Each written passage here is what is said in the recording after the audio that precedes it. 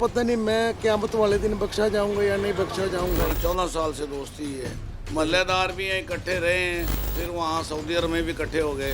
3 लाख रुपए की round about रकम थी जो कि उसने मकतूल ने देनी। इतनी उसने फायरिंग की है हमारे बच्चे पे, 6 फायर उसको ऊपर लगे हैं। इतना छलनी कर दिया बच्चा। दिन दिहाड़े दोस्त ने उतारा अपने ही दोस्त को मौत के घाट। 27 नवंबर की सुबह 10 बजे विहाड़ी का लारी अड्डा बना मकतलगाह। 3 बच्चों के बाप 33 साला उम्र दराज को क्यों किया उसके अपने ही दोस्त ने अपनी फायरिंग से छलनी। 2 दोस्तों के माबैन मामला चंद पैसों का था या था कुछ और, ये सब कुछ जानेंगे आज के प्रोग्राम में। मैं हूं अली खान और आप देख रहे हैं मुजरिम कौन। पर ये अफसोसनाक वाक़या पेश आता है 27 नवंबर दिन दिहाड़े, और लारी अड्डा जो कि बड़ी एक ऐसी जगह होती है जहाँ पर बहुत रश होता है, और दिन दिहाड़े दोस्त अपने ही दोस्त को कत्ल करता है। सुबह का वक्त था, तकरीबन 10 से 11 बजे का वक्त था। इनकी आपस में तू तकरार होती है, जिसके बाद वो शख्स जिसका नाम है नवीद, वो कत्ल कर देता है उमर दराज को। वालिद हमारे साथ राना मोहम्मद हनीफ साहब मौजूद हैं, इनसे बात करते हैं इस हवाले से। आखिर मामला क्या था कि नौबत यहाँ तक पहुँची? आपको नहीं पता था कि इनका आपस में कोई मामला चल रहा है, कोई झगड़ा चल रहा है, कोई लड़ाई है? मुझे इनमें से किसी ने भी नहीं बताया कि इनका बकाया जात है। मेरा बेटा वहाँ 2 दफ़ा पहले होके आया सऊदी अरब, 4 साल 5 साल लगा के आया, फिर 5-6 माह लगा के आया। उसने वहाँ से ये इसका आपस में गहरे दोस्त भी थे वहाँ भी और यहाँ पे भी। अच्छा, कितने अरसे से थी इनकी दोस्ती? ये तकरीबन कोई 15 साल 14 साल से दोस्ती है। मोहल्लेदार भी हैं, इकट्ठे रहे हैं, यहाँ भी फिर वहाँ सऊदी अरब में भी इकट्ठे हो गए। वो लेता रहा। तो ये दोनों साथ गए थे सऊदीया काम करने के लिए? लहदा गए, या नवीद पहले था बाद में उमर गया? नवीद पहले था, ये लहदा था।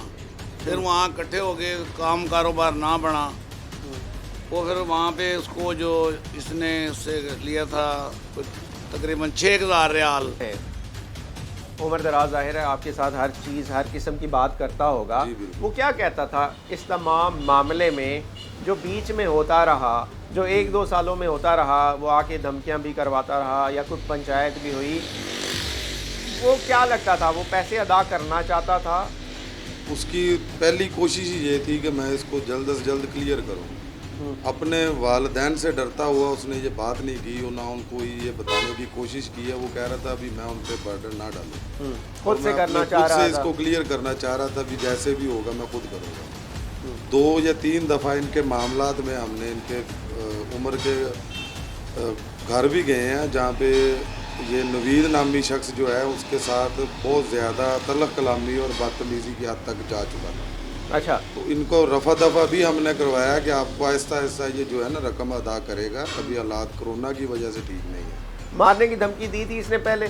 विजय इसने कुछ दिन पहले जब शादी पे आया, इनके सामने उमर दराज के घर के सामने शादी थी किसी की, उस शादी पे आके इसने झगड़ा किया उसके साथ, और ये लफ्ज़ बलफ्ज़ इसी तरह बोल के गया कि अभी आप पैसे नहीं दोगे तो आपको समझ आ जाएगी कि मैं क्या हूँ।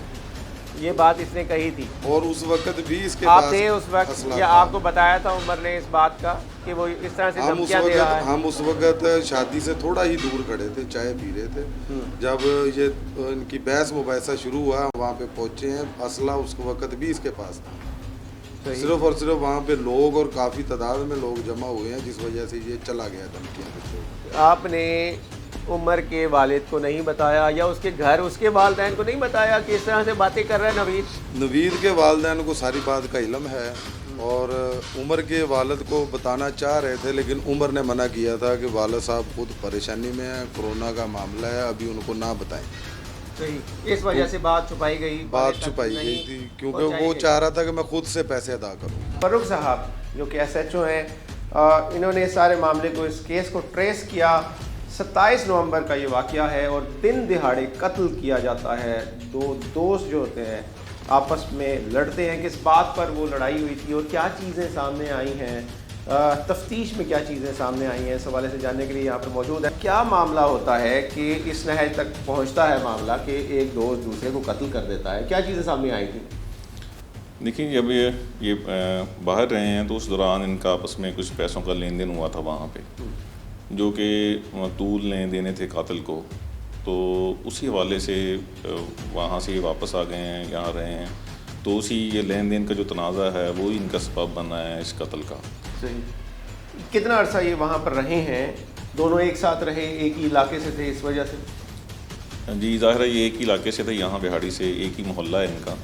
तो ये वहाँ कुछ अरसा जो है कुछ 6 माह करीब साथ रहे हैं। तो उनके वहाँ पे इनकी दुआ सलाम भी हुई और वहीं पे इनका ये लेन देन हुआ था। उसके बाद ये वापस आ गए, दोनों ही वापस आ जाते हैं पाकिस्तान, लेकिन इनका जो लेन देन का मामला है वो अभी चल रहा होता है, वो सेटल डाउन नहीं हुआ होता। नवीद ने पैसे लेने थे उमर से। जी, नवीद ने कितने पैसे थे टोटल? तकरीबन को 3 लाख रुपए की राउंड अबाउट रकम थी, जो कि उसने मकतूल ने देनी थी नवीद को। अच्छा, इससे पहले कोई इनकी आपस में कोई बैठक हुई या कोई एविडेंस सामने आए कि वाकई ही इतने देने थे उसने, जिसकी वजह से जो कि बुनियाद बनी है इस कत्ल की? जी बिल्कुल, इनके दरमियान में इसके काफ़ी दफ़ा इनके इस मामले में हमने तफ्तीश की है। इनकी अपनी पंचायत भी हो चुकी है और इसके अलावा मुख्तलिफ़ औक़ात में जो है इनके आपस में तो थोड़ी बहुत तल्ख़ कलामी भी इस हवाले से हुई है। और ये बात दोनों फ्रीकैन जो एडमिट करते हैं कि मकतूल ने पैसे देने थे कातिल के। बॉन्ड ऑफ कंटेंशन है वो वही पैसों का लेन देन है, और पैसे थे कोई तकरीबन 8,000 रियाल पैसे थे जो कि नवीद हुसैन ने उमर दराज से लेने थे, और इस हवाले से पहले पंचायतें भी हो चुकी। बहुत शरीफ इंसान थे, एज इंसान वो बहुत अच्छे इंसान थे। कभी किसी के साथ मोहल्ले में अपने जिधर भी उसका आना जाना था, जिसके साथ भी तल्लक था, कभी उसने किसी के साथ ऊंची आवाज़ में भी बात नहीं की। सही। थोड़े से पैसों के लिए इस बेदर्द इंसान ने कि छोटे छोटे बच्चों को, उस पूरी फैमिली को तबाह बर्बाद कर दिया। कितनी पुरानी दोस्ती, एक दोस्त कैसे कत्ल कर सकता है? एक दोस्त तो दूसरे दोस्त की तकलीफ बर्दाश्त नहीं कर सकता होता, और एक दोस्त इतना हैवान कैसे बन सकता है कि अपने दोस्त को छलनी कर दे, गोलियां मार मार के, फायर मार मार के? अगर यही बात वो उनके बुजुर्गों से कर लेते तो तब भी नौबत नहीं आती, लेकिन कुछ पैसे उसने उन्हें दे दिए, थोड़े से पैसे बकाया थे। और जब दूसरी तीसरी बार झगड़ा हुआ तो उसके बाद उसने इस चीज़ को अपने लिए ऐसे मसला बना लिया कि शायद अगर मैंने इसको ना मारा तो पता नहीं मैं क़यामत वाले दिन बख्शा जाऊंगा या नहीं बख्शा जाऊंगा। अना का मसला बना लिया कि बस मैंने अब जो है पैसे ही नहीं लेने, अब मैंने ज़िंदगी लेनी। दिन दिहाड़े कत्ल होता है, और दिन दिहाड़े लारी अड्डा है जो कि एक बड़ी रश वाली जगह होती है, लोग मौजूद होते हैं, और वो शख्स दिन दिहाड़े वहाँ पर आता है और उमर दराज को कत्ल करता है। चाचा से पूछते हैं इस हवाले से, कोई पहले भी कोई लड़ाई झगड़ा होता था, कोई इस तरह के मामलात होते थे उमर के कभी? हाँ जी, पहले उनका ये मामलात हुए हैं लड़ाई झगड़े वाले, फिर और उमर के उनके दोस्तों ने उनका पैचअप भी करवाया। अभी नेक्स्ट जो हाल ही में उनका भी हुआ था, फिर स्टेशन पे बैठ के उनके दोस्तों ने उनकी सुलह करवाई है और वो बंदा एग्री हो गया है। उसने कहा ठीक है कि वाकई आपके पास पैसे नहीं हैं, आप मुझे राणा साहब जब मर्जी दे देना। वो बच्चा भी मुतमिन रहा, सारे वो हंसी खुशी बैठे हैं, चाय शाय पी उन्होंने, बैठे हैं, ये मामला रफा दफा हुआ। अब ये उस दिन जो अचानक वो आया हमारे बच्चे की गाड़ी में निकल ही रहा था, वोचर वगैरह हर चीज़ उसने ली है। गाड़ी में बैठा हुआ था? गाड़ी में वो स्टीयरिंग के ऊपर बैठा हुआ था, वोचर भी उसने रिसीव कर लिया साढ़े से। अच्छा, सही। 5200 रुपये का वोचर ड्राइविंग करता है जी, उमर दराज करता था, और वो उस वक्त निकलने लगा था। हाँ जी, हाँ जी। और वो पीछे पहुंचा है उसके वहीं पर। हाँ, उसके आगे आ गया, गाड़ी के आगे उसने अपना मोटर बाइक खड़ा कर दिया। अच्छा। ताकि गाड़ी निकल ना सके। उसने फिर आके बच्चे को बाहर निकाला है, बाहर कहने लगा निकलो निकलो, वो ना निकला। उसने कहा मेरी गाड़ी खोल है, मैं फैसलाबाद जा रहा हूँ, जो बात करनी है वो शाम को आप कर लेना, मैं वापस आ जाऊँगा। ना पुलिस आई वहाँ पर, ना किसी ने रोका। वहाँ पर बीच बाजार में, बीच लारी अड्डे, इतने लोगों के सामने इतने आदमी उधर थे कि पब्लिक वो भरा हुआ था। अड्डा है हमारा, मशहूर जगह है वो, उधर और गाड़ियां भी लगी हुई थी, इतना आदमी था। जब फायर हुआ है ना, वो सब लोग भागे, इवन के जो गाड़ी में सवारियां बैठी थी वो भी भाग। पुराने अड्डे पे दुकान बना ली स्पेयर पार्ट की, डेकोरेशन की, तो वो वहाँ मशगूल हो गया। बेटा मेरा ड्राइवरी करता था, तो उसने उसको वक्तन फ़ौक्तन कोई 5,000, कभी 10,000, कभी 3,000, उसको तकरीबन 2.5 लाख 2,60,000 बनता था उस वक्त का। उसमें उसने उसको तकरीबन 80-85 हज़ार रुपया दे दिया। अच्छा, 5,000 कभी साथ 3,000 दे रहा था। 5-6 साल हो गए, लेकिन वो साथ साथ उतार रहा था। चूँकि फारग था, यक मुश्त ना दे सका। फिर वो आपस में जब ना दे सका तो तू तकरार उनकी वक्तन कई दफ़ा हुई उनकी। उसने कहा यार मैं 10,000 महीना तुझे देता रहूँगा। वो जब पहला महीना आया वो पैसे ना दे सका, दूसरा महीना लग गया तो फिर वो कुछ ना तलखी में आके मेरे बेटे को ना घर से बुलाया तो कहने लगा भाई तेरी ये दूसरी किस्त आ गई है। उसने कहा यार काम कारोबार है नहीं है, तो थोड़ा जा हौसला कर जा, मैं तुझे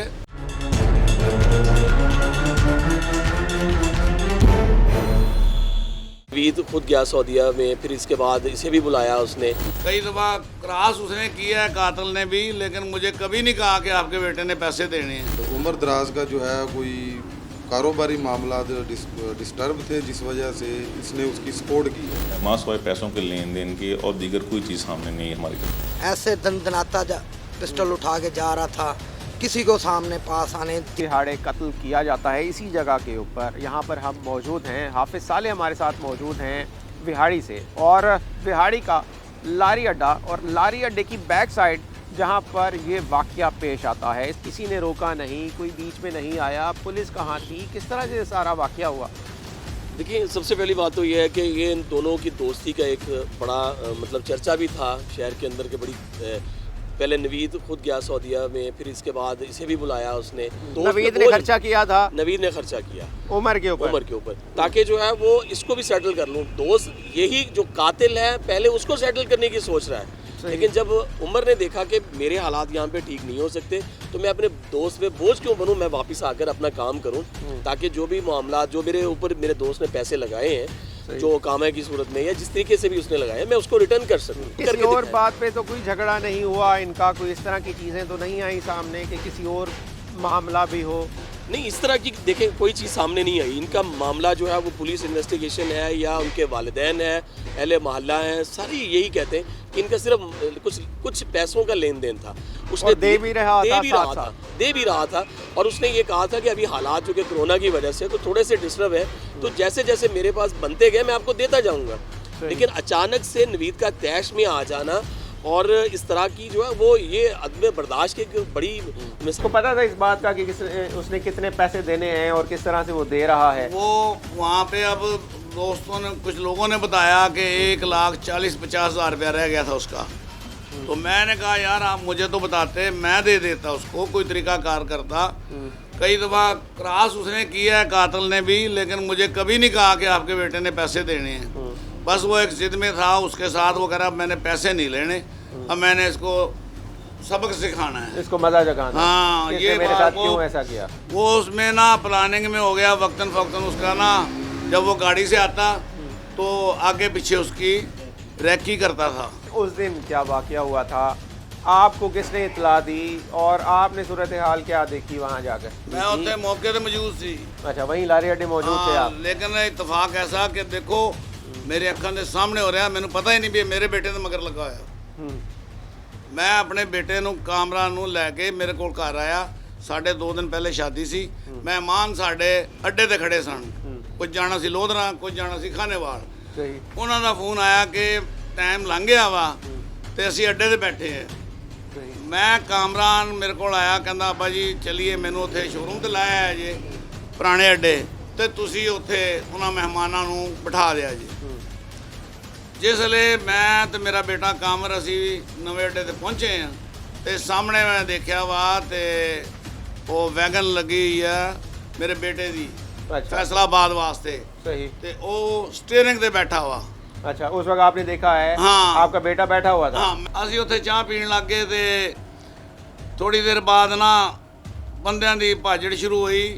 असी देख रहे हैं भी बंदे खड़े हो गए, असी कहा जिवें लड़ाई हो जाती है इवें कोई हो गया।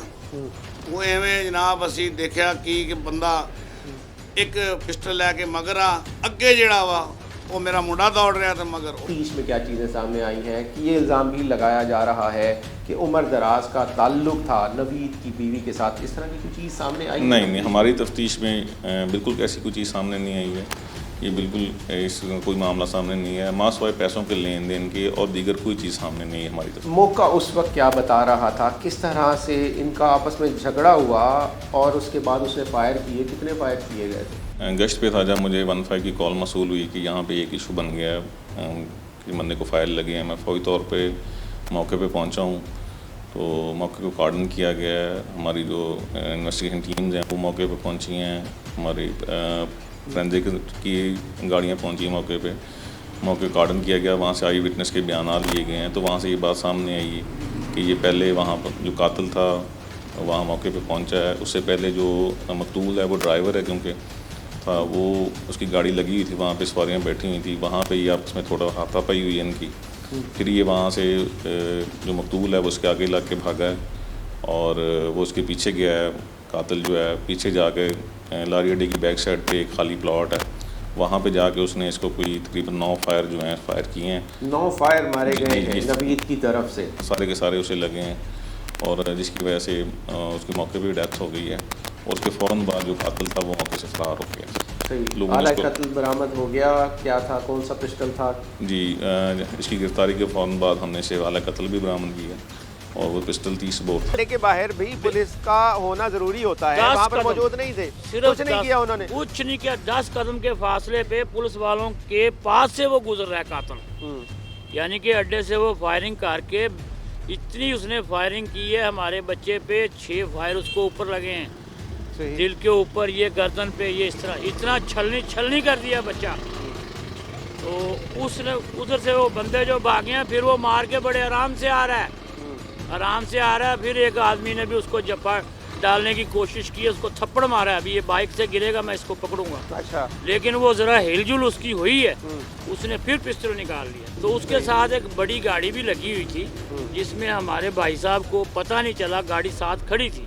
ये डेवो वालों की बड़ी बस लगी हुई थी। तो जब ज्यादा शोर शराबा हुआ, बंदे ऐसे भागने लग गए हैं, कोई इधर कोई उधर।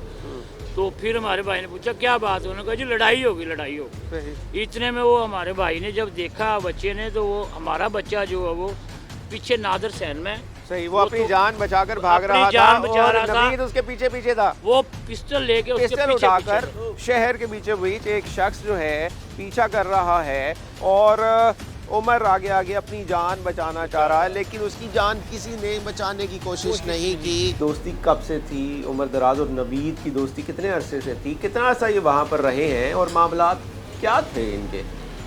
इनकी दोस्ती जो है 14-15 साल से है। ये इकट्ठे इधर शहर में भी रहते हैं, सऊदी अरब में भी 2-2.5 साल इन्होंने इकट्ठे गुजारा है। अच्छा। और उमर दराज का जो है कोई कारोबारी मामला डिस्टर्ब थे, जिस वजह से इसने उसकी सपोर्ट की है, जो कि पाकिस्तानी 2-2.5 लाख रुपया की अमाउंट बनती थी। तो ये जब वापस आया तो इसके आने के कुछ अर्सा बाद वो भी वापस आया। सही। और पहले साल या 1.5 साल उसने कोई इनसे मुतालबा नहीं किया और इस वक्त उसने जब मुतालबा शुरू किया तो कुछ हालात वाक़यात ऐसे थे, कोरोना की वजह से पूरी दुनिया में ये निज़ाम बहुत डिस्टर्ब हुआ। सही। तो वो अपना इसको पेमेंट अदा नहीं कर सका, जिसमें से उसने कुछ साल 2 साल में उसको 70-80 हज़ार या लाख रुपया वापस भी दिया। प्यार मोहब्बत और एंड ये होता है कि दोस्त ही दोस्त को कत्ल कर देता है, ऐसा होता नहीं है। लेकिन जो उमर था बहुत ही नफीस और इखलाक वाइज बहुत अच्छा इंसान था। ट्रांसपोर्ट के हवाले से मैं उसको ज़ाती तौर पे जानता हूँ, शहर के हवाले से भी बहुत ज़ाती तौर पे जानता हूँ। शहर में पूरा शहर देख रहा था और ऐसा खौफ और रास्ता फैला दिया कि कोई बंदा उसको बचाने के लिए नहीं आया। उसके वालिद भी उधर थे, सब उधर देख रहे थे, लेकिन वो ऐसे दनदनाता पिस्टल उठा के जा रहा था, किसी को सामने पास आने दिया ही नहीं उसने। बहुत जुल्म किया है वो बच्चों के साथ, इतना जुल्म किया है। वो बच्चों के पे क्या गुजर रही होगी, हमारा बाप किधर है। मौके पर डेथ हो गई थी आपके बेटे की। मौके उसने बिल्कुल ही मौके थे कोई चांस नहीं था, ना इन्हें फैर मारे, बच्चा उत्थे मौके ते दम दे गया। एक वालिद की उस वक्त क्या हालत हुई होगी जब वो अपने बेटे को, अपने लखते जिगर को इस हालत में देख रहा हो कि उसके ऊपर बेतहाशा फायरिंग की जा रही है। और कहा यही जा रहा है, इलाके वाले यही बता रहे हैं कि उसके ऊपर उस शख्स ने, जो कि उसका दोस्त था और 15 साल से दोस्ती थी, उसके ऊपर इतनी फायरिंग की कि 10 से 15 फायर किए गए, 8 से 9 फायर उसके जिस्म में उतरे और एग्ज़िट भी है उनकी एंट्री भी है। 9 फायर उस दोस्त ने किए। सिर्फ मामला था लेन देन का तनाज़ा था, क्योंकि इतना बड़ा और कोई इतने पैसे, कोई इतनी बड़ी अमाउंट भी नहीं थी। इनके कहने के मुताबिक 1,40,000 थे। अगर इनको पहले बता दिया जाता या इनको शामिल हाल कर लिया जाता तो ये खुद दे देते, एक जान ना जाती, इनका लखते जिगर, इनका बेटा ना जाता।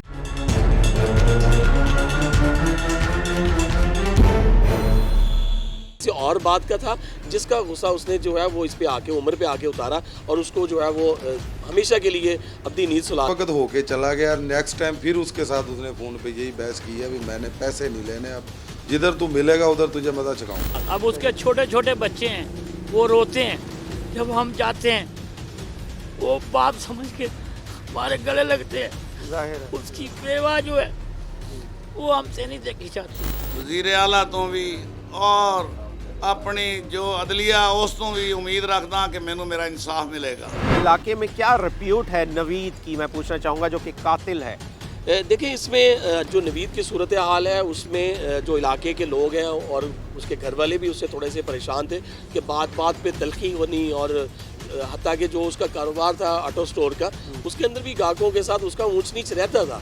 मतलब इतनी तलखी हो जाना, ये नहीं है कि सिर्फ पैसों का ही लेन देन था, उसकी अपनी भी कोई तलखी या उसके अपने भी कोई मामला थे जिसकी वजह से उसने उसके अपने कारोबारी मामलात भी ठीक नहीं थे, कारोबारी गुस्सा भी था, इसका गुस्सा भी था कि उसे गुस्सा किसी और बात का था जिसका गुस्सा उसने जो है वो इस पे आके, उम्र पे आके उतारा और उसको जो है वो हमेशा के लिए अपनी नींद सुला दिया। और उसके बच्चे आज छोटे छोटे से बच्चे हैं, उसकी घरवाली वो बीमार पड़ी है, वालिद उसका रो रहा है, घर वाले उसके रो रहे हैं और उनकी तरफ से यही कहा जा रहा है कि क्या हमारे बच्चे ने ऐसा कौन सा गुनाह कर दिया था।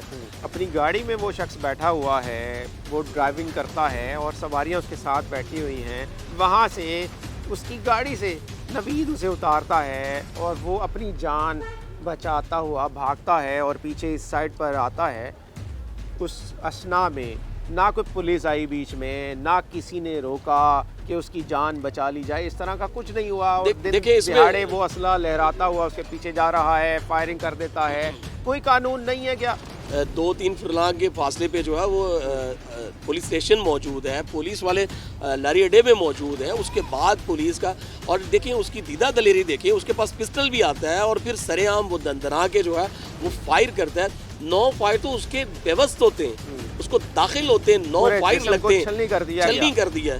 अब क्या उसका गुनाह था? सिर्फ क्या वो 1.5 लाख रुपया था जो उसने देना था? क्या 1.5 लाख रुपए के बदले किसी की जान इतनी सस्ती हो जाती है कि उसको जो है सरे राह उसको कत्ल कर दिया जाए, उसके बच्चों को यतीम कर दिया और उसकी, बल्कि उसकी फैमिली जो है। ने टाइम दिया था कि जैसे ही ये कोरोना ख़त्म होता है ना, मैं आपको हर महीने 10,000 रुपया देता रहूँगा, कमाता रहूँगा, जितने ज़्यादा आएंगे उतने ज़्यादा दूँगा। तो उस पर वो नहीं मानता था, उस पर वो एग्री उस वक्त होके चला गया। नेक्स्ट टाइम फिर उसके साथ उसने फ़ोन पे यही बहस की है, भी मैंने पैसे नहीं लेने, अब जिधर तू मिलेगा उधर तुझे मज़ा चुकाऊँगा। ये नवीद के उसको उमर को धमकियां थी जो वो हमें बताता रहा गाय बगाए, धमकियां देता रहा जी। नवीद नामी शख्स जो कि 2 साल उमर का, और उसको धमकियां देता रहा, पैसे देने थे, जबकि उमर ये मानता भी था कि मैंने इसके पैसे देने हैं और मैं इसे देता रहूँगा। अगर ये तमाम चीज़ें हो गई थी, वो मान भी रहा था, वो कह भी रहा था, तो कोई और वजह भी थी इसमें या सिर्फ यही वजह थी पैसों की, या कोई और किसी और किस्म का कोई अनाज और मामला? कोई ऐसी वजह नहीं है। ये दोनों भाइयों जैसे हैं, जैसा इनका ताल्लुक रहा है, कोई ऐसा इशू नहीं है, कोई वजह नहीं है। क्योंकि उमर दराज जब से सऊदी अरब से वापस आया तो वो सुबह निकलता है, रात को घर आता है, वो अपना गाड़ी ड्राइव कर रहा है, क्योंकि वहाँ पे भी ड्राइव करता था, इधर भी वही काम कर रहा है। सही। ऐसा कोई इशू ही कोई नहीं है। अभी जो भी किसी के भी माइंड में हो कि उमर दराज का ऐसा कोई प्रॉब्लम नहीं है। सही। अगर होता तो वो कम से कम हम सबको लाजमी पता होता। ये है कि वहाँ पर मौजूद बीच बाज़ार है, लारी अड्डा है, हजूम होता है लोगों का, पुलिस भी मौजूद होती है, लेकिन किसी ने रोकने की, उसकी ज़िंदगी को बचाने की कोशिश कोई भी उसको नहीं पकड़ की। ले। इसके मामलात वैसे कैसे थे अपने दोस्तों के साथ, लोगों के साथ, उम्र दराज मैं कह रहा के? हूँ कि भाईजान इतना प्यारा बच्चा, इखलाक का, प्यार का, आप पूरे शहर से पता कर लें। कभी किसी के साथ कोई किसी के झगड़ा, साथ कोई लड़ाई, कोई मामला? किसी के साथ कभी नहीं हुआ, ना मोहल्ले में, ना बाजार में, ना कहीं पे भी। सही। बहुत इज्जत आनर के साथ रहते थे। बस सिर्फ यही पैसों का ये मामला हुआ। सिर्फ थोड़े से पैसों की खातर हमें तबाह बर्बाद कर दिया इस बंदे शख्स ने। इस शख्स ने हमें तबाह बर्बाद कर दिया, बस ये बात। अब उसके छोटे छोटे बच्चे हैं, वो रोते हैं जब हम जाते हैं, वो बात समझ के हमारे गले लगते हैं। जाहिर है। उसकी बेवा जो है वो हमसे नहीं देखी जाती। अब उनको कैसे छोटे हम मासूम तसल्ली बच्चे दें, कहाँ जाएंगे? कौन कैसे पालेगा? तसल्ली दें उसको? और वो इतना प्यारा बच्चा, इखलाक वाला, और इस शैतान सिर्फ इंसान ने इतने हजूम के अंदर हमारे बच्चे को इतने फायर मारे। पूरा क्या वो जिस्म उसका टिकट छलनी था? हो गया। 6 फायर इधर लगे हैं, 6 नीचे लगे हैं साथ।